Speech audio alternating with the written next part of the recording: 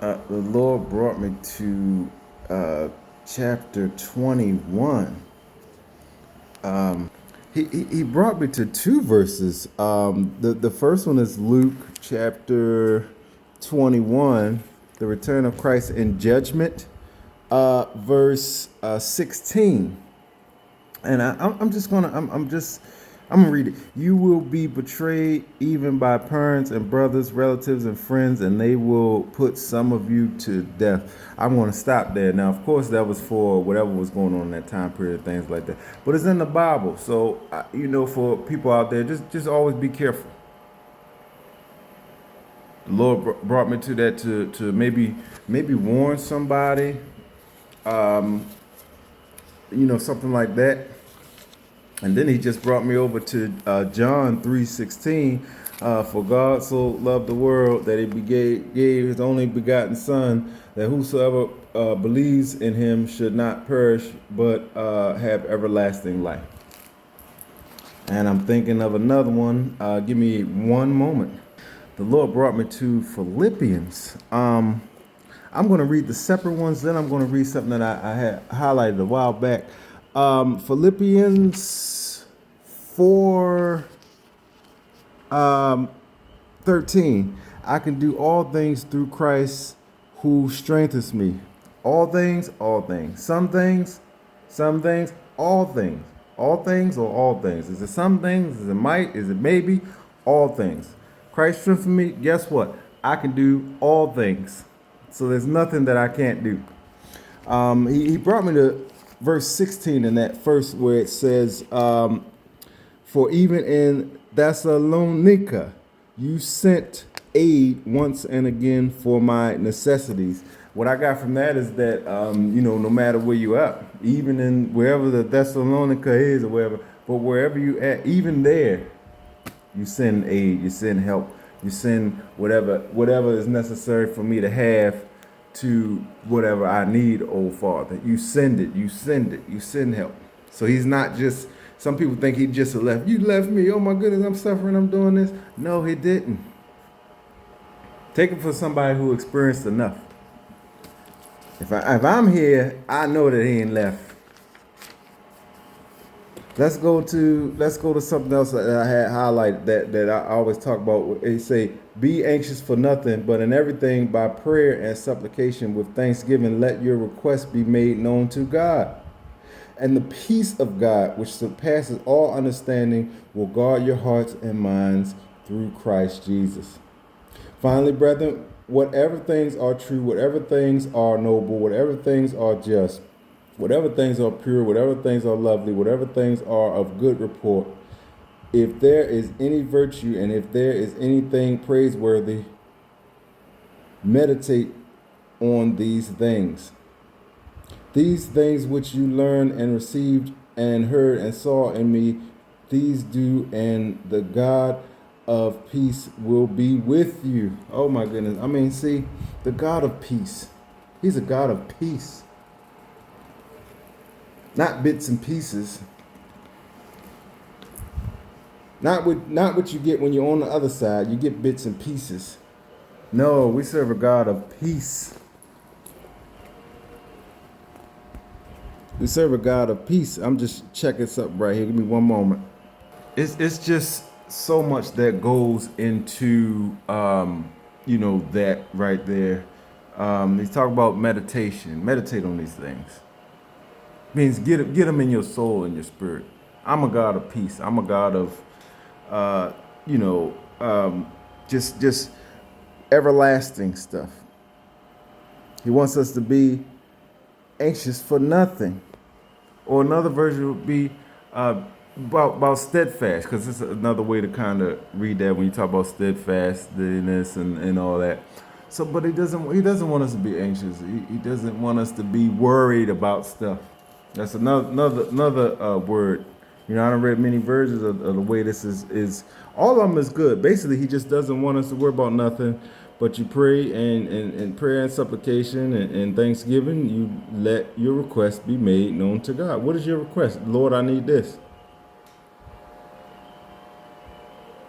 such all those are such, and I'm gonna go back and probably watch this video and if I can do it off of memory, just write all those down. But those are such Philippians 4:13. You know, a wrestler. It came to me when I was thinking a wrestler that everybody loves, and one of my favorites, Shawn Michaels. He had that on one of his beaters when he came out. You know how you got your beater on your.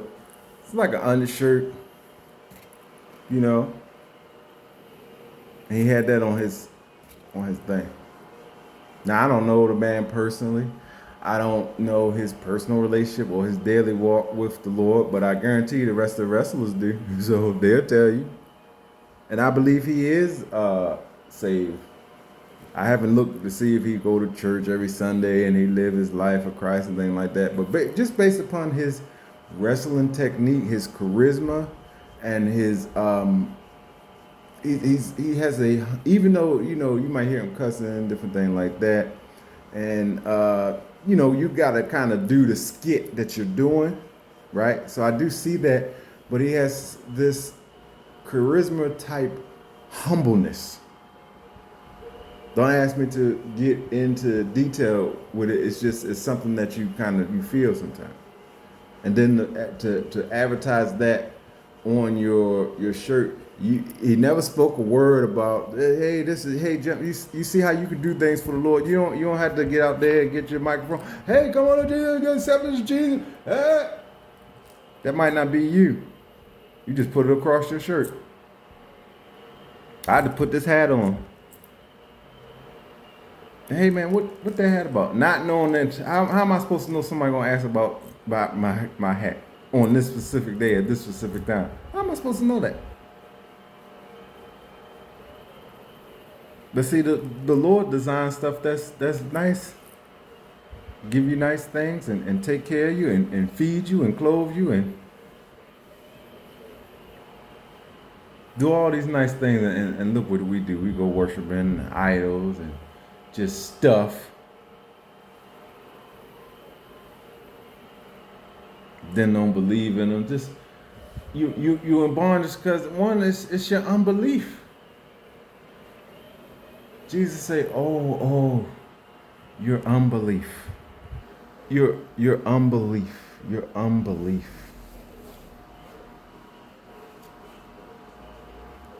I almost had that today when I was going to the store to get my drink, and I just, hey, I don't know if I have enough time. I don't know what time it is. I don't know what this. Lord said, just let's just go. Just go. Fine. Gone. And sometimes you got to take action. You got to be willing to take some action. You got to do something. Oh, I don't got time. You got 8 hours a day for work. Some people can do 16 for 6 days. Think about all the time that I'm not gonna say. I'm gonna say use for work. That's what I'm saying. Think about all the work time we use, and then all the time that when you get to somewhere where you say, man, I could have did this, while I was working, I could have did this all along. Think about all that time that you use. And that's what I think about. I think about all the time that, like the one girl that she was doing her channel while she was in school. Doing her channel while she was in school. And it was just, just stuff like that we got to be thinking a certain way. And then we got to believe. I mean, I'm going to use myself for an example. I'll be down, like as far as like if you get knocked down by the enemy or whatever, or you just knocked down in life. But I don't stay down there. I get back up.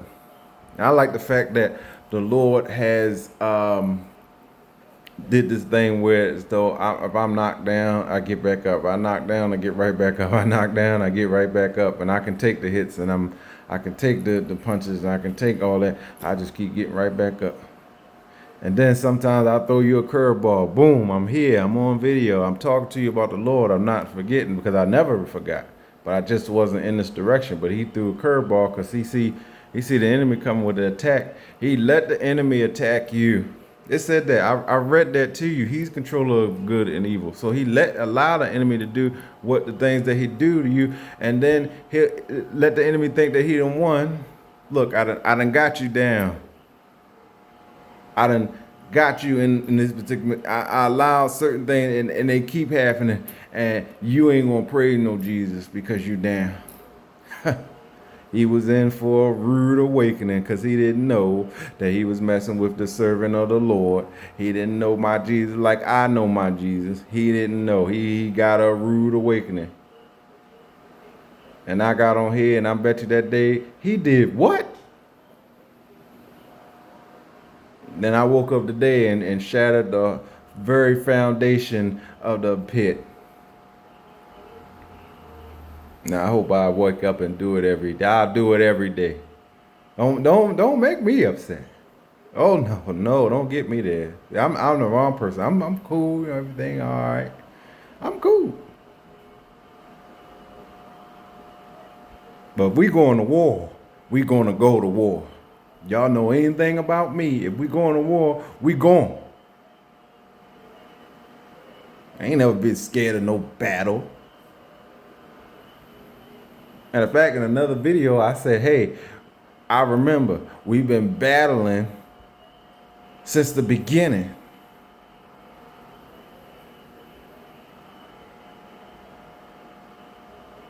So if you just started your battle today or whenever you started, you already late because I already been warring.